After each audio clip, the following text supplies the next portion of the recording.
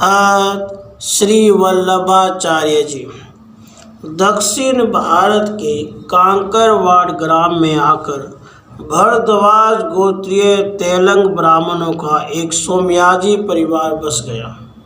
श्री लक्ष्मण भट्ट की 7वीं पीढ़ी से सोमयाग बराबर चलता आया था।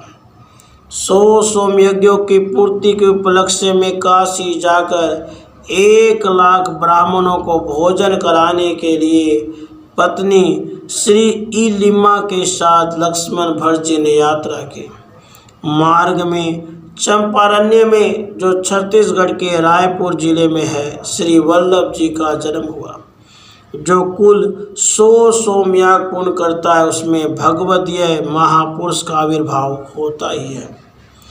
11 वर्ष की अवस्था में ही काशी में श्री माधवेंद्रपुरी से श्री वल्लभ जी ने समस्त शास्त्राध्ययन पूर्ण कर लिया। वहाँ से आप वृंदावन चले आए और कुछ दिन व्रजवास करके तीर्थाटन हो निकले। विजयनगर के राजा कृष्णदेव की सभा में उपस्थित होकर आपने शास्त्रार्थ में बड़े बड़े पंडितों को पराजित किया।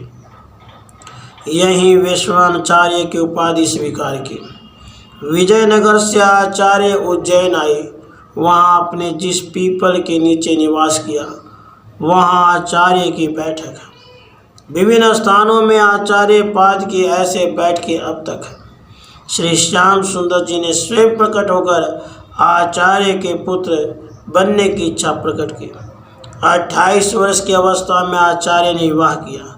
श्री विट्ठल के रूप में स्वयं श्री विट्ठल भगवान ही पुत्र रूप में अवतीर्ण हुए।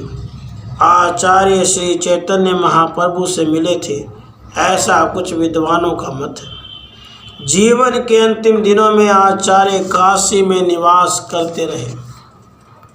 एक दिन हनुमान घाट पर वे गंगा स्नान कर रहे थे। सहसा एक उज्ज्वल ज्योति शिखा उठी और बहुत से मनुष्यों ने देखा कि आचार्य सशरीर ऊपर उठते जा रहे हैं। इस प्रकार 52 वर्ष की अवस्था में आचार्य ने मर्त्यलोक छोड़ दिया। श्री वल्लभाचार्य जी महाराज के पुत्र गोस्वामी विट्ठलनाथ जी के 7 पुत्र हुए।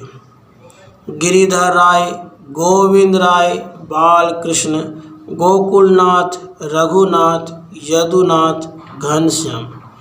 श्री व्रजनाथ भट्ट जी ने आचार्य पद की अनुभाष्य पर मरीचिका नामक वृत्ति की रचना की है। गोस्वामी श्री पुरुषोत्तम जी महाराज ने अनुभाष्य की बृहद टीका भाष्य प्रकाश लिखी है। श्री विट्ठलनाथ जी के विद्वन मंडल को भी उन्होंने टीका की तथा प्रस्थान रत्न नामक सुंदर ग्रंथ लिखा है। श्री वल्लभाचार्य जी महाराज शुद्ध अद्वैत सिद्धांत के प्रतिष्ठापक हैं। आचार्य के अनुसार कार्य कारण रूप जगत ब्रह्म ही है। ब्रह्म अपनी इच्छा से ही जगत रूप बना है। जगत न माइक है और न भगवान से भिन्न। यह ब्रह्म का अविकृत परिणाम है। भगवान की कृपा से ही मुक्ति प्राप्त होती है। भगवान का अनुग्रह ही पुष्टि है। इसी अनुग्रह से भक्ति का उदय होता है। भगवान के अनुग्रह रूप पुष्टि को प्रधान मानने से श्री वल्लभाचार्य जी का मत पुष्टि मार्ग कहा जाता है। श्री वल्लभाचार्य जी के समय में ही सूरदास जी उनके शरणापन्न हो गए थे। अष्टछाप के कवि वल्लभीय संप्रदाय के ही थे। उनके द्वारा हिंदी तथा हिंदू धर्म की जो सेवा हुई वह सर्वविदित ही है। राधे कृष्ण राधे।